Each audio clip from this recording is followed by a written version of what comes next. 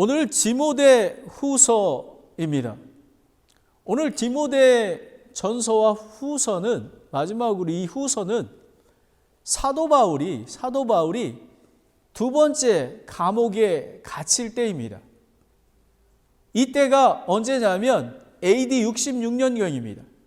그리고 그 전에 사도 바울은 AD 62년에 감옥에 갔다 풀려났습니다.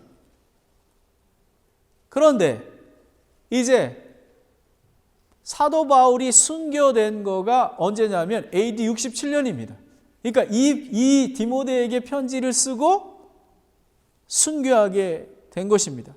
이렇게 보면 이제 사도 바울은 자기가 죽을 거를 알고 있었습니다. 그러면 이 글은 무엇이냐면 사도 바울의 유언과도 같은 그런 말씀인 것입니다. 유언을 하게 되면 얼마나 중요하겠습니까? 왜냐하면 이때 이 주후 64년 7월경에 그 로마에 대화재가 일어났습니다. 그래서 네로 황제가 다르시던 로마가 그 그리스도인들을 핍박하기 시작했습니다. 그래서 여러분들이 잘 아는 그 제자들이, 예수님의 제자들이 다 순교했습니다. 이렇듯이 정말 크리스찬들의 핍박이 있던 그럴 때에 보낸 메시지입니다. 그러면 왜 이거를 기록했냐 하면요, 이때 당시에 핍박과 환난이 많을 때에 이단 교리와 또 다른 교훈들이 많이 퍼져 있어서 교회를 복음으로 확실하게 질서를 세우고 믿음을 유지하도록 권면했던 것입니다. 그리고 디모데에게 이렇게 얘기합니다. 목회자로서, 성도로서 앞으로 너에게 고난이 닥칠 거야. 그리고 목숨을 앗아갈지도 모를 거야. 하지만 절망하지 말고 복음의 전도자로서 사명을 잘 감당했으면 좋겠다. 위로와 격려의 말씀입니다. 제가 오늘 Preach the Gospel, 복음을 이 말씀을 전하게 된 것은요, 이 설교를 왜 이 말씀을 설교를 하나 배경을 여러분에게 말씀드리는 것입니다. 저는 케빈이 그 형제 1주년 추모 예배에서 구원 설교를 했습니다. 주 예수 그리스도를 믿으면 너와 내가 내 집이 구원을 받으리라. 내가 어떻게 해야 구원을 받으리까? 간수가 얘기했을 때 사도 바울이 했던 얘기입니다. 근데 제가 가만히 생각해 봤습니다. 우리 케빈리 선생님의 구원을 위해서 나를 만나게 하셨구나. 그런데 제가 깊이 생각해 봤을 때 그게 아니라 지금 그 케빈리 선생님 가정에 어머니와 딸과 아드님을 위해서 이 말씀을 주시는구나. 그분들을 구원하기 위해서 그렇구나 하기 때문에 제가 구원에 대해서 되게 민감하게 되겠습니다. 그리고 또 예배 끝난 후에 교제를 나눌 때에 구원에 대한 긴박성을 제가 깨닫게 됐습니다. 구원에 대해서. 그래서 보통은 제가 월요일 날 설교 준비를 하러 교회를 나오게 됩니다. 근데 아침부터 제가 운동복으로 갈아입었습니다. 산에 가야 되겠다. 기도해야 되겠다. 그래서 제가 장장 4시간을 걸었습니다. 왕복해서. 가도 산에 가서 끝이 없었습니다. 그래서 조용히 잠잠히 하나님의 그 인도해 주시는 기도를 기다렸습니다. 성령님께서 저를 인도해 주셨어요. 그런데 저에게 전도에 대해서 제가 앞으로 이제 코로나 일구가 어느 정도 백신으로 안정이 되면 이제 전도를 할 터인데, 제가 그런 벌들이 있어요. 왜냐하면 제가 여기에 산호사 2년 반 동안, 한 2년 동안 제가 10,000집 이상을 다녔습니다. 문 두드리고 다녔습니다. 그러면 코로나19 이후에는 내가 어떻게 구원하지? 라는 생각이 들었습니다. 그랬더니 제가 갑자기 때를 얻든지 못 얻든지라는 말씀이 생각이 났습니다. 디모데후서 4장 1절부터 5절 말씀입니다. 그래서 계속 기도하기 시작했습니다. 그런데 그 다음날 그 기도하는 중에 구원은 바깥에 있는 사람도 중요하지만 이 안에 있는 사람도 되게 중요하다라고 생각이 들었습니다. 그래서 원래는 우리 조엘 형제하고 화요일 날 그 성경 공부를 시작하는 날입니다. 그런데 하나님께서 바꾸셨습니다. 저는 조엘 형제를 좀 더 알기를 원했어요. 그리고 조엘 형제가 간증을 듣고 싶었어요.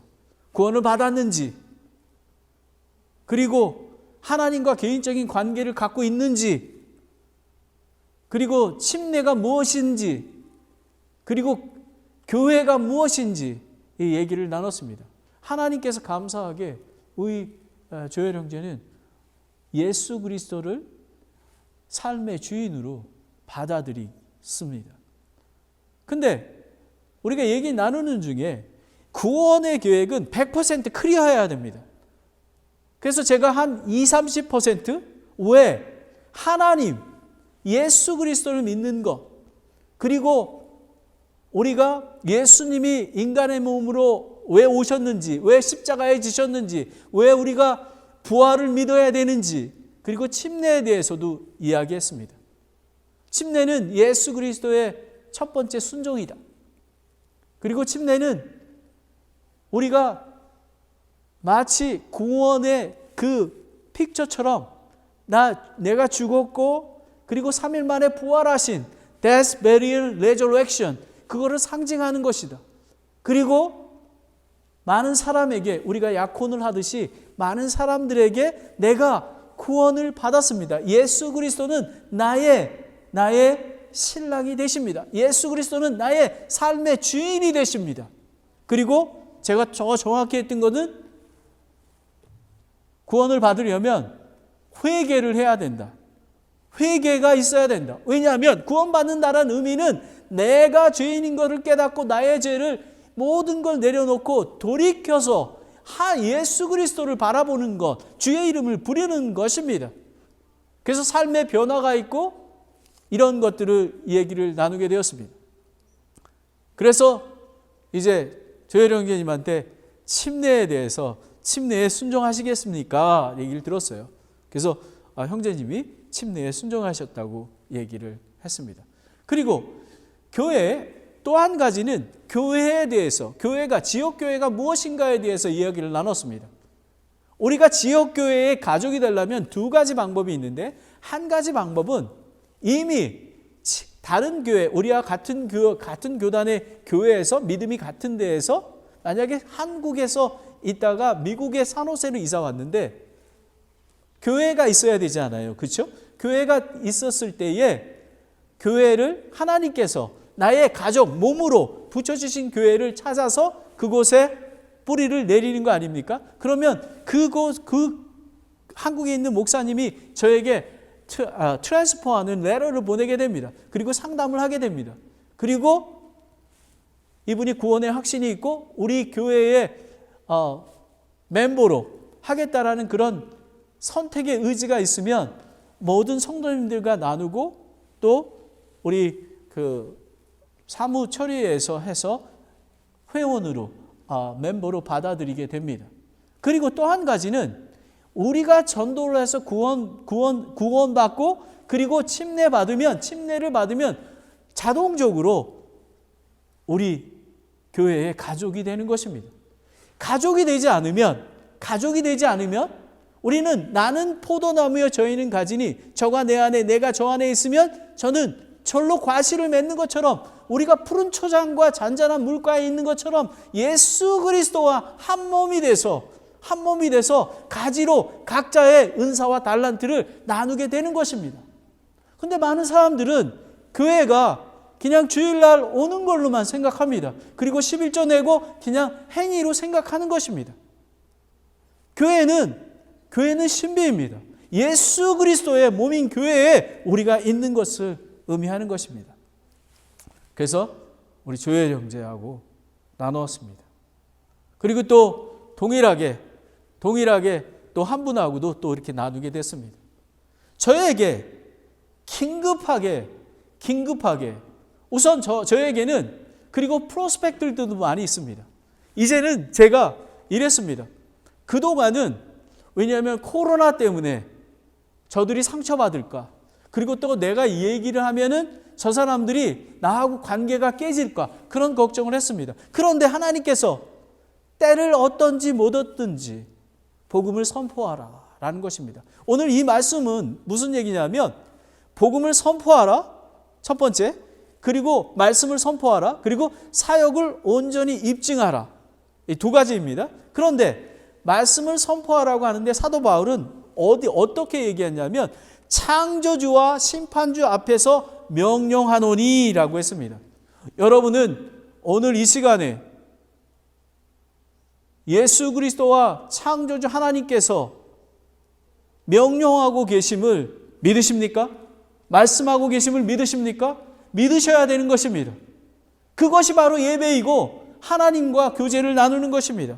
그리고 긴급히 복음을 전하라. 그리고 사역을 온전히 입증하라. 모든 일에서 깨어있고 고난을 견뎌내라. 그리고 복음 전도자의 일을 행하라 라는 것입니다. 그러면 첫 번째, 말씀을 선포하라. 1절부터 4절까지의 말씀입니다. 지금은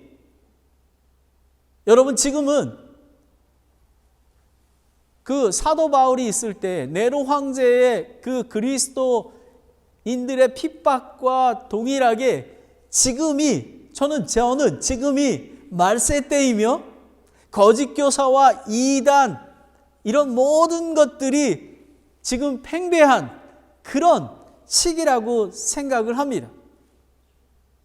그러하기에 절대적 명령은 사도 바울이 명령한 것은 지금 하나님께서 명령하고 있다라고 저는 생각합니다. 지금 실리콘밸리는 어떻습니까? 미국은 어떻습니까?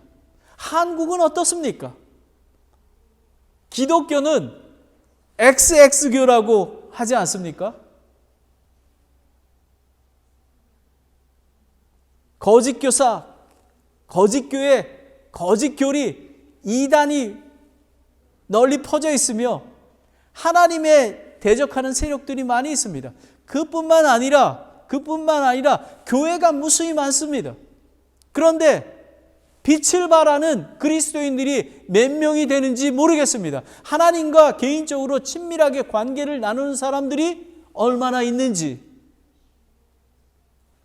오히려 그 숫자가 더 팽배합니다. 그걸 보러 바리새인과 사두개인과 이런 율법주의자나 다름이 없는 사람들이 교회에 많이 있다라는 것입니다.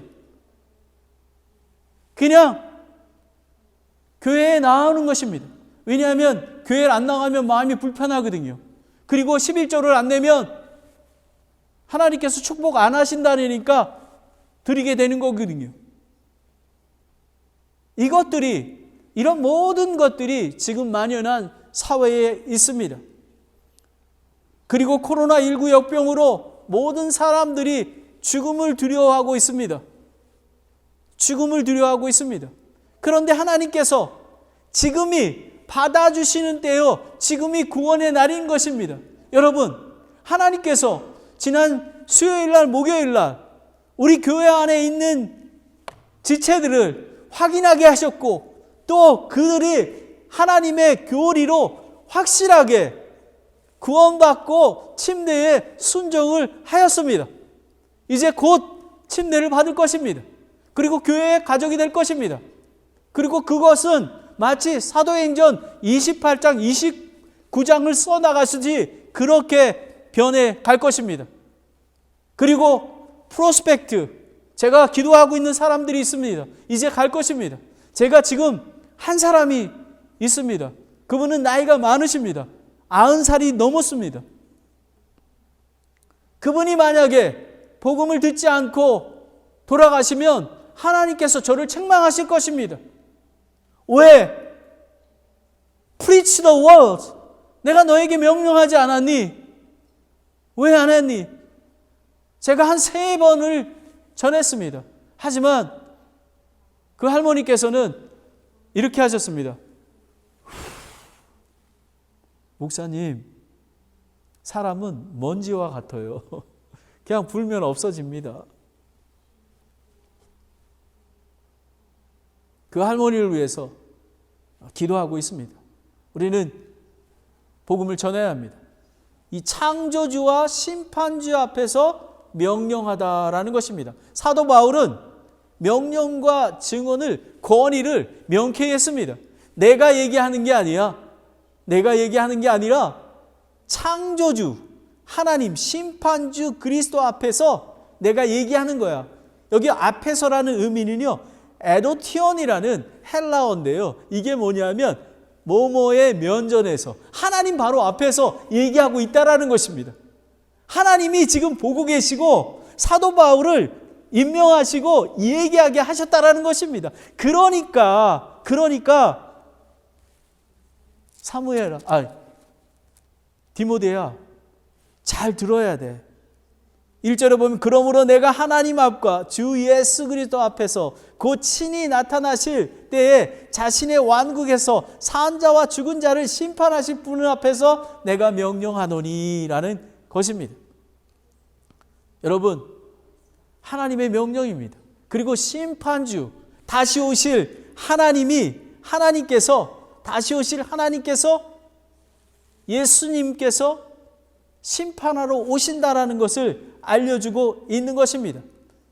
다시 오실 예수 그리스도의 면전에서 명령한 것, 그것은 무엇이냐 하면 바울은 이 그리스도의 재림과 심판을 강조하는 또 하나 이유는 의의 심판과 하늘의 왕국의 왕이여 통치자이신 그리스도를 믿는 믿음이 상속의 유업을 받았기 때문에 우리가 어떠한 고난이 와도 흔들림이 없다라는 것입니다.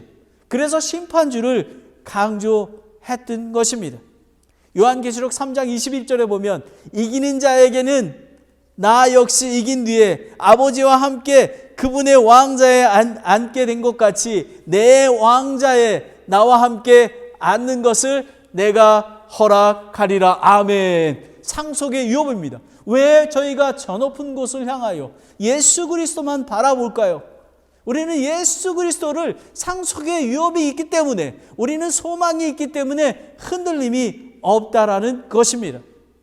그리고 2절부터 긴급히 복음을 선포하라라는 것입니다. 복음을 선포의 대상은 일단은 교회 안에, 그리고 세상. 선포한다는 의미는 모든 공중 앞에서 말하고 선포하는 행위를 이야기하는 것입니다. 다시 한번 강조하는 것은 초대교회는 목숨을 걸고 복음이 선포되었습니다. 여러분은 아직까지 목숨을 걸고 받지 않고 있지 계시지 않습니까? 하지만 지금은 여러분 전쟁터입니다. 그렇게 준비가 돼야지 되는 것입니다. 오늘 성령님께서 이 말씀을 주신 것은 항상 긴급히 복음을 선포하라고 하신 것은 신실하게 준비되어 있는 그런 자세를 가져야 된다라고 얘기하는 것입니다. 저희 교회는 초대교회, 사도행전교회 공동체를 우리는 갈망합니다. 사도행전 5장 42절에 그들이 날마다 성전에서와 모든 집에서 예수 그리스도를 가르치고 선포하는 것을 그치지 아니하리라 라는 것입니다. 여러분, 우리는 이 말씀대로 초대교회처럼 모이기를 힘쓰고 정말 우리 말씀 듣기를 갈망하고 기도해야만 되는 것입니다. 초대교회처럼. 그리고 긴급히 하라가 어떤 의미냐면요, 좋은 때에 맞든지 때에 맞지 않든지, 이건 뭐냐면 좋은 기회를 얻든지 좋은 기회가 아니든지 긴급하게 복음을 선포하라는 것입니다. 여러분은 이런 하나님의 명령에 긴급함을 갖고 계십니까? 여러분의 친구, 여러분의 가족, 여러분의 이웃, 이런 분들이 아직 구원을 안 받으신 분이 있습니까? 우리는 그분들에게 복음을 전해야 하는 것입니다. 저는 목사로서 저에게는 교회의 성도의 구원을 확인하고 침례를 주고, 그리고 성경 공부, 기도와 예배, 그리고 지금 갖고 있는 전도 대상자들 긴급하게 전해야 하는 것입니다. 그런데 긴급하게 전하는데 사도 바울이 준 게 있습니다. 책망과 꾸짖음과 권면하라라는 것입니다. 이 세 가지가 있습니다. 그러니까 reprove, 이 의미는 뭐냐면 증거를 대라, 유죄 판결을 하다라는 것입니다. 그러니까 교리로 너가 무엇이 잘못됐는지를 증거를 대야만 하는 것입니다. 그리스도의 몸인 교회의 성장을 막는 잘못된 이단과 교리를 믿는 자에게 명백한 하나님의 말씀을 제시하여 책망하여, 그리고 그들이 믿음 안에서 건전하게 되어 진리에서 돌아서게 하는 잘못된 교리와 명령에 귀를 기울이지 못하도록 확실하게 해야 된다는 것입니다. 그렇게 하려면 매일 말씀을 읽고 묵상하고 기도하지 않는데 어떻게 하나님과 관계를 하며 거룩한 성도로 성장하며 영과 진리로 예배를 드릴 수 있겠습니까? 예수 그리스도의 몸인 교회에 함께하지 않는데 어떻게 세 분 하나님을 어떻게 알아갈 수 있겠습니까? 주일 설교와 말씀 묵상의 삶 속에서 삶에 적용하지 않는데 어떻게 하나님을 알아가고 경험할 수 있겠습니까? 제가 여러분에게 주일날 설교 말씀을 수요일날이나 목요일날 묵상하고 점검해야 된다고 얘기를 했습니다. 그리고 삶 속에 적용해야 된다고 했습니다. 사도 바울이 명령한 것처럼 하나님께서, 성령님께서 여러분에게 얘기하고 있는 것입니다. 그러면 순종하셔야 됩니다. 이런 것들이 꾸짖는 것입니다. 만약에 꾸짖지 않는다면, 그냥 간과한다면 여러분은 성장할 수가 없습니다. 그리고 책망하고, 그리고 꾸짖는 것, 리뷰하는 것입니다. 비난하다, 벌하다. 범죄한 사실과 명백한 드러난 죄를 강하게 꾸짖는 것입니다.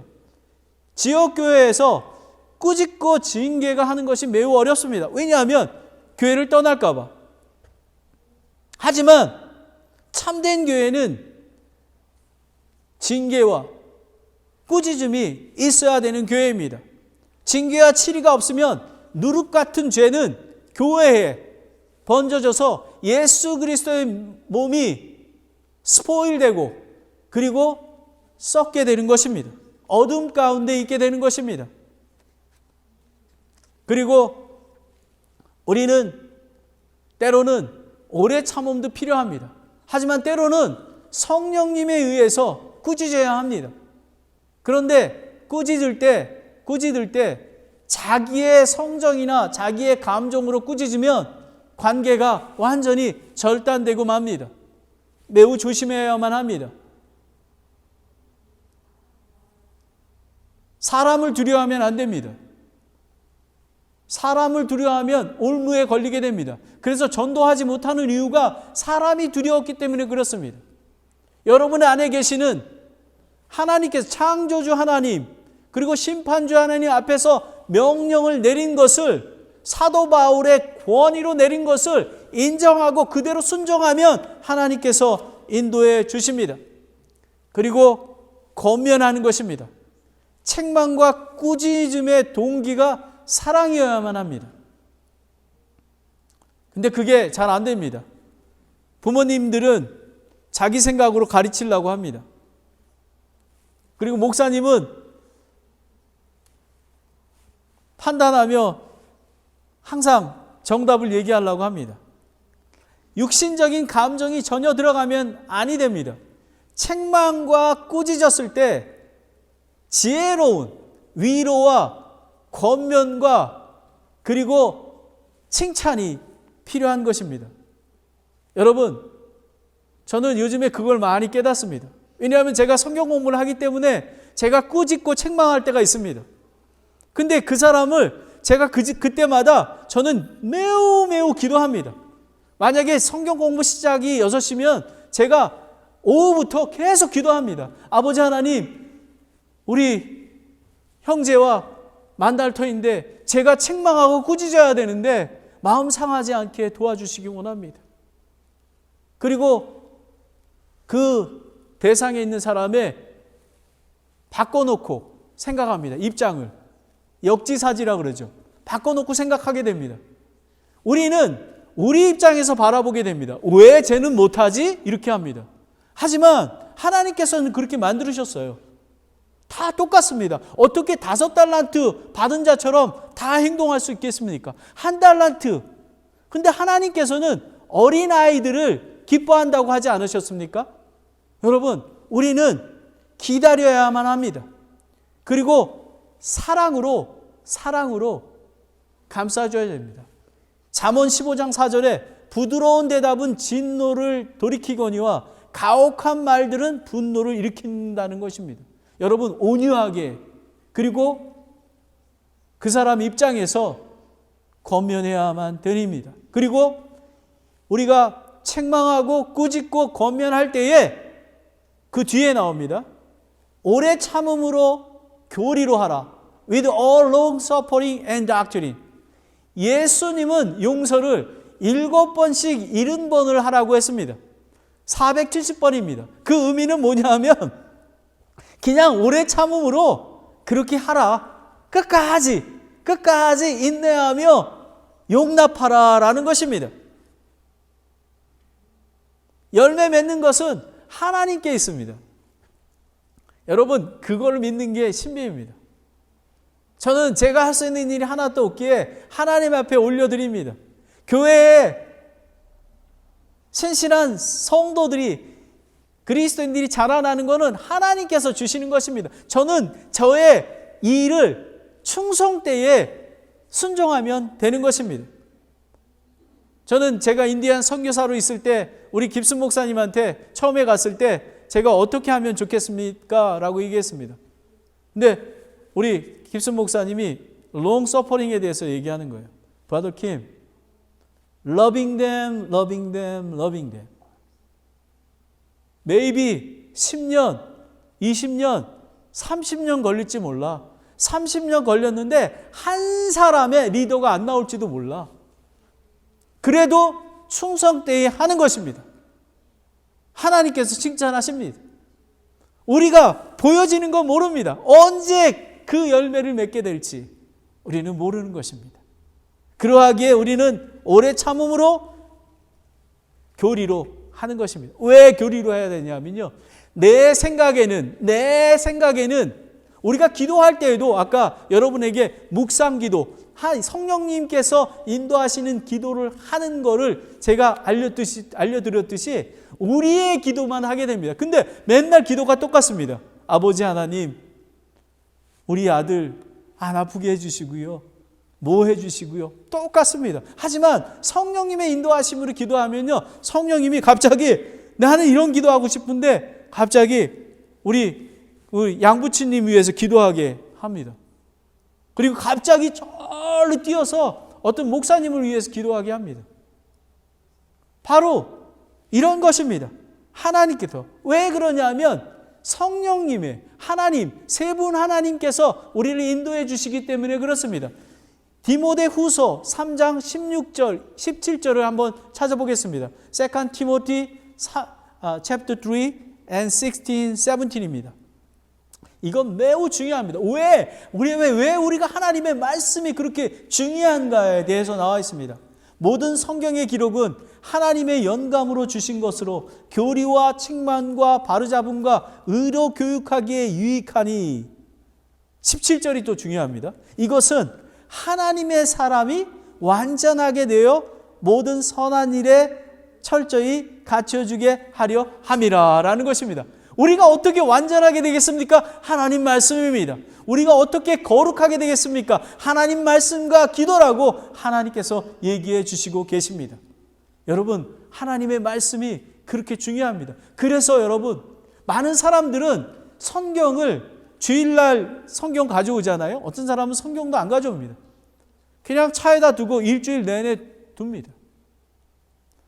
저는 그런 분은 그리스도인이라고 생각하지 않습니다. 우리는 영의 양식을 먹어야 합니다. 하나님과 관계한다는 것은 하나님의 말씀을 통해서 성령님께서 하나님의 마음과 사랑과 모든 것을 알려주는 것입니다. 그리고 저희가 성령님의 인도하심으로 하나님의 마음을 알고 우리가 기도하는 것입니다. 그리고 왜 우리가 긴급하게 해야 되나 하는 이유를 3, 4절을 나오게 합니다. 그들이 진리로부터 돌아서리라 라는 것입니다. 이 말씀을 잘 읽어야 되는, 잘 이렇게 해야 되는 이유는 뭐냐면요, 반대로 생각할지도 몰라요. 진리에서 돌이키리라 라고 생각할지 모르는데 이렇습니다. 때가 이르리니 그들이 건전한 교리를 견디지 못해 귀가 가려워 자기의 욕심대로 자기를 위해 선생들을 쌓아두고 또 진리로부터 귀를 돌이켜 꾸며낸 이야기들로 돌아서리라 라는 것입니다. 왜 우리가 긴급하게 복음을 전하지 않으면 그들이 마음이 단단하고 강팍해지고 그리고 다른 이단과 교리와 세상의 행태에 있는 그런 곳으로 가버린다라는 것입니다. 디도서 1장 16절에 보면요, 이렇습니다.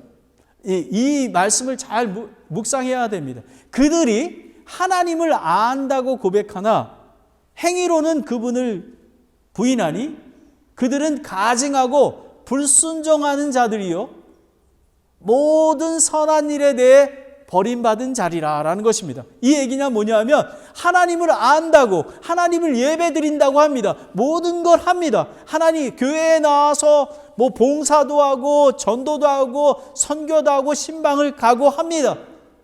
하지만 참된 진리의 복음을 듣지 못해 구원받지 못했기 때문에 죽은 자인 것입니다. 그래서 지금 많은 진리에서 돌이킨 그런 사람들과 교회가 얼마나 많은지 모릅니다. 우리는 기억해야만 합니다. 말씀을 선포하라. 그리고 두 번째, 사역을 온전히 입증하라라는 것입니다. 사도 바울은 다시 디모데에게 권면을 합니다. 거짓 그리스도, 거짓 교리로 잘못된 신화를 쫓는 이들이 교회를 흔들고 있고 그리고 목숨이 위태한 그런 그리스도인과 교회의 핍박이 있지만 사역을 온전히 입증하라라는 것입니다. 모든 일에 깨어있고 라는 것입니다. 우리는 성령 충만해야 되고 하나님의 말씀을 묵상하는 이유는 우리 안에 죄가 무엇인지를 날마다 알려주기 때문에 그렇습니다. Oh, search me, oh God. 하나님, 저의 모습을 발견하기를 원합니다. 여러분, 때로는 기도할 때마다 하나님께서 나의 잘못을 책망하십니다. 꾸짖으십니다. 그리고 위로해 주시고 권면해 주십니다. 하나님은 얼마나 오래 참으십니까? 이러하기에 우리는 깨어 있어야만 합니다. 우리는 베드로전서 5장 8, 9절에 보면 정신 차리라, 깨어 있으라, 너의 대적마귀가 울부짖는 사자와 같이 두루살키며 삼킬 자를 찾나니 믿음에 굳게 서서 그를 대적하라. 세상에 있는 너희 형제들도 동일한 고난을 겪는 줄 너희가 아느니라 라는 것입니다. 왜 우리가 긴급히 복음을 전하냐 하면요, 왜 우리가 교회에 있는 우리 지체들에게 확실한 복음과 침례와 교회의 가족에 대해서 얘기하냐 하면요, 확실하게 하지 않으면 100% 확실하지 않으면 다른 사탄의 거짓과 그리고 거짓 교리로 마음을 빼앗기기 때문에 그렇습니다. 우리는 기도해야만 합니다. 가족이 함께 기도하십시오.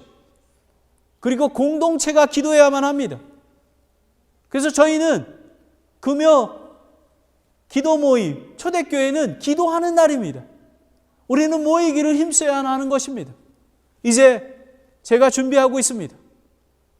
우리는 하나하나 하나님의 명령하실 때 한 걸음 한 걸음 나아갑니다. 하나님이 기도하라고 하셨기에 우리는 기도해야 합니다. 그리고 여러분 아침에 일찍 일어나시면 그 자리에서 무릎 꿇고 기도하십시오. 5분, 10분, 30분도 좋습니다. 그리고 자기 전에 반드시 기도하십시오. 그리고 교회에 일찍 오셨으면 10분 정도 하나님께 기도하십시오. 그리고 예배가 끝났지 않습니까? 계속 김미경 자매가 피아노를 칠 것입니다. 바로 그때 기도한 순간을 놓치지 마시고 기도하십시오. 이 말씀을 붙들고 기도하십시오. 여러분 그것이 때를 얻든지 못 얻든지 하는 것입니다. 그리고 여러분에게 교회를 개방할 것입니다. 여러분 필요하시면 언제든지 저한테 전화를 주시면 펠로십 홀과 우리 작은 채플을 열어놓을 것입니다. 늦은 시간도 괜찮습니다. 와서 기도하십시오. 그리고 조용한 시간을 가지십시오. 그리고 가족이 대화할 장소가 없으면 교회에 오십시오. 아이스크림도 있고 컵라면도 있고 만두도 있고 다 있습니다. 교회는 기도하는 장소입니다. 그리고 고난을 견뎌내야 됩니다. 내가 얼마 전에 제자의 비유에서 망대의 비유와 그리고 전쟁의 비유를 말씀하지 않았습니까? 우리는 고난이 닥칩니다. 우리 교회는 고난을 받을 것입니다. 고난을 준비해야 되는 것입니다. 하지만 우리는 예수 그리스도의 그 능력으로 부활하셨기에 우리는 승리할 것입니다. 그리고 전쟁도와 같은 죽음이 우리를 기다릴 것입니다. 하지만 두려워하지 않습니다. 내 은혜가 내게 족합니다. 고난을 견뎌야 합니다. 마음을 굳건히 하십시오. 고난이 닥쳐올 것입니다. 두려워하지 마십시오. 하나님이 세상 끝날까지 함께 하실 것입니다. 마지막으로 복음의 전도자의 일을 행하라라는 것입니다. 모든 그리스도인에게 하나님께서 각자의 은사와 달란트를 주셨습니다. 1달란트, 2달란트, 5달란트 능력에 맞게 주셨습니다. 여러분 그 주신 1달란트를 받았습니다. 하지만 너무 빈약합니다. 월급도 작고 그리고 환경도 너무 힘들고 합니다. 하지만 끝까지 인내하십시오. 하나님께서 여러분에게 인내하신 후에 정금과 같이 나올 때가 있을 것입니다. 우리는 하늘을 소망합니다. 하늘의 상속의 위협을 받았기에 하늘을 소망하기에 저는 이 땅에 소망을 두지 않습니다. 저는 솔직히 하늘나라에 빨리 가고 싶습니다. 하지만 저에게 남은 사명이 있기에 저는 달려가는 것입니다. 끝까지 믿음으로 잃지 않고 저는 달려갈 것입니다. 전도자는 예수 그리스도를 쫓는 자이며 그분의 일을 행하려면 자기를 부인하고 자기 십자가를 지고 달려와야 되는 것입니다. 여러분은 트루 크리스찬이 되어야 되는 것입니다. 고난을 닥쳐도 고난이 우리는 축복을 말하는 것이 아니라 하나님의 사명으로 살아가는 것입니다. 예수님은 아홉 마리의 양을 두고 기르는 한 양을 찾아 나시는 그런 사랑과 긍휼의 마음을 갖고 있습니다. 우리는 그런 하나님의 사랑과 긍휼의 마음을 달라고 기도해야만 하는 것입니다. 우리는 하나님의 명령은 선택이 있는 게 아닙니다. 사도 바울이 디모데에게 얘기한 것은 하나님께서 명령하신 것입니다. 오늘 이 설교 말씀은 하나님께서 여러분에게 명령하신 것입니다. 사도행전 1장 8절에 보면 오직 성령께서 너희에게 임하신 후에 너희가 권능을 받고 예루살렘과 온 유다와 사마리아에서 그리고 땅의 맨 끝 지역까지 이르러 나를 위한 증인이 되리라 하시리라 라는 것입니다. 증인이 preach the word, preach the gospel. 이것입니다. 2016년 8월 14일이었습니다. 제가 인디안 선교지에 있을 때 제가 장례식을 몇 번 인도했습니다. 저와 아내는 인디안 사역이 하기가 너무 힘들어서 인디안들과 관계를 하기 위해서 모노 랭귀지 스쿨에 들어갔습니다. 모노 랭귀지, 인디안 말을 배우는 것입니다. 근데 저는 좀 머리가 좀 나쁘거든요. 뭐 외지도 못하고. 근데 이제 저희 집사람은 외는 걸 잘하니까 어시던트 티처가 됐어요. 거기 인디안 그 가리키는 그거가 됐어요. 근데 그 머리라는 사람이 있었어요. 아주 자유롭게 인디안 말을 하는 사람입니다. 그분의 남편이 마이클 소렌토라는 사람이었어요. 그런데 장례식이 있기 몇 주 전에 랭귀지 스쿨에 갔었는데 남편이 말기 암에 걸려서 죽음을 기다리고 있다고. 그래서 만약에 시간이 되면 기도하고 시간이 되면 거기 가서 방문해서 기도를 해줬으면 한다는. 그런데 저는 한 번도 만나보지도 않은 사람인데 근데 거기 그때는 성령님에게 민감하지 않았던 것 같아요. 그래서 안 갔습니다. 그러고 이제 그분의 임종이 3일 전에 저와 우리 아들이 LA에 출장을 다녀올 일이 있었습니다. 그래서 그날 3일 전에 제가 새벽 5시에 LA에서 출발해서 프레즈노에 8시 반에 이렇게 도착했어요. 우리 아들하고도 그 맛있는 그 브렉퍼스트를 이렇게 먹고 우리 집사람한테 전화했더니 잘 됐다고, 꼭 거기를 한번 가보라고. 근데 그냥 가고 싶지 않았어요. 근데 그날따라 저희 집사람의 그 얘기가 성령님이 말씀하시는 것 같았어요. 그래서 그걸 뿌리칠 수가 없었어요. 그래서 제가 병원에 우리 아들하고 피곤해서 그냥 집에 가서 자고 싶었는데 그냥 갔습니다. 근데 널싱홈인데 아마 죽어가는 사람들이 있어서 그런지 냄새가 너무 지독했습니다. 그냥 뭐 이렇게 그래서 그냥 역겹기도 하고. 이제 딱 들어갔는데 그 소렌토라는 분이 있었어요. 그분이 이제 목에 폐암이라 숨을 쉬고 음식을 집어넣기 위해서 목에 구멍을 뚫어서 말을 할 수가 없습니다. 구멍이 뚫려 있었어요. 그리고 다리는 당뇨 합병증이라 다리가 절단이 돼 있었어요. 제가 그분을 보는 순간 그분의 그 인생의 히스토리가 쫙 이렇게 되잖아요. 그죠? 술 먹고 마약하고 교소도 들어가고 방탕하게 하고. 그런데 갑자기 기도만 해지고 올라가는데 복음을 전하라는 그런 감동이 있었어요. 그래서 제가 복음을 소개했습니다. 그래서 제가 이렇게 첫 질문을 했습니다. 아주 담대하게. If you die today, are you 100% sure go to heaven? 만약에 천국에 가시면 지금 만약에 가신다면 천국에 가실 확신이 있으십니까? 그랬더니 대답을 안 하고 있는 거예요. 그래서 제가 복음을 전하기 시작했습니다. 하나님께서 사랑하셔서 하나님께서 우리를 창조하셨을 때 하나님의 형상으로 창조하셨는데, 그리고 우리 모든 세상을 창조하시고 에덴 동산을 만드시고 거기에 모든 실과는 먹어도 되나 아담 그 선과 악을 아는 실과를 먹으면 정령 죽게 돼서 아담과 하와가 그 선악과를 다 먹었습니다. 그래서 온 인류가 죄가 들어오게 되었습니다. 그래서 하나님으로부터 세퍼레이트돼서 하나님을 만날 수 없게 되었습니다. 그래서 하나님께서 너무너무 자녀들을 사랑하기 때문에 자기의 독생하신 아들을, 하나님이신 아들을 인간의 몸으로 이 땅에 보내주셨어요. 그래서 소렌토 형제님 죄를 대신해서, 누군가 죄를 대신해서 죽어야만 했는데 그 예수님이 죽으셨습니다. 왜 그러냐 하면 그분은 죄가 없어야 되기 때문에 그렇습니다. 그리고 3일 만에 부활하셨습니다. 그래서 누구든지 그를 믿는 자는 멸망치 않고 영원한 생명을 얻는다고 했습니다. 믿겠습니까? 이거 했더니, 그 전에 죄인입니까? 했더니 되게 죄를 많이 진 사람들은요, 고개를 크게 끄덕끄덕합니다. 그분도 죄를 많이 졌나 봐요. 그리고 복음을 선포했더니 믿는다고 하는 거예요. 근데 저는 좀 두려웠습니다. 그래서 다시 확인했습니다.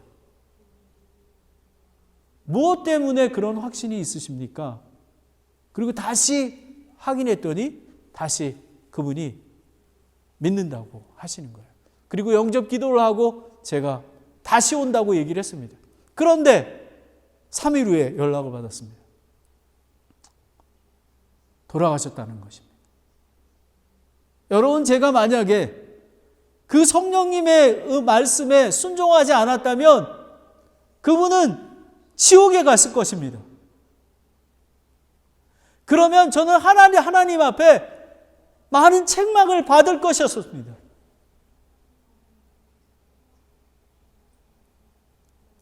여러분, 하나님께서 명령하실 때 왜 우리가 순종해야 하냐 하면요, 성령님의, 여러분, 하나님을 따르는 거가 어떤 것입니까? 무슨 큰 교회하고 그게 아닙니다. 매일의 삶 속에서 성령님이 섬세하게 인도하실 때 한 걸음 한 걸음 내딛는 것입니다. 그래서 저는 피너럴 서비스에 복음을 또 전했습니다. 그랬을 때 끝나고 이렇게 얘기했습니다. 모든 사람이 있는 데서 저와 여러분은 언제 생이 맞출지 모릅니다. 제가 하나님의 사랑의 복음을 전했습니다. 마음문을 여시고 소렌도 형제처럼 믿음으로 반응하여 영원한 생명을 얻기를 간절히 원합니다. 초청했습니다. 눈 감으십시오. 손을 드십시오. 와, 많은 사람이 손 들었습니다. 와, 놀랐습니다. 여러분, 설교도 이렇게 정말 실질적으로 하나님께 관계하는 중에 했을 때에 그들의 마음을 움직였던 것입니다. 그리고 끝나고 났을 때 몇몇 사람이 와서 너무 감사하다. 내가 구원받았다. 여러분, preach the word. 복음을 전해야 되는 것입니다. 그리고 창조주, 심판주 하나님께서 명령하신 것을 깨닫고 긴급히 복음을 전해야 되는 것입니다. 그리고 우리는 온전히 사역을 입증해야만 합니다. 오래 기다려야만 합니다. 우리는 모든 일에서 깨어 있어야 합니다. 그래야지만 복음을 전할 수 있는 것입니다. 하나님 말씀에 순종하게 되는 것입니다. 고난을 견디어내십시오. 그리고 복음의 전도자의 일을 행하십시오. 기도하겠습니다.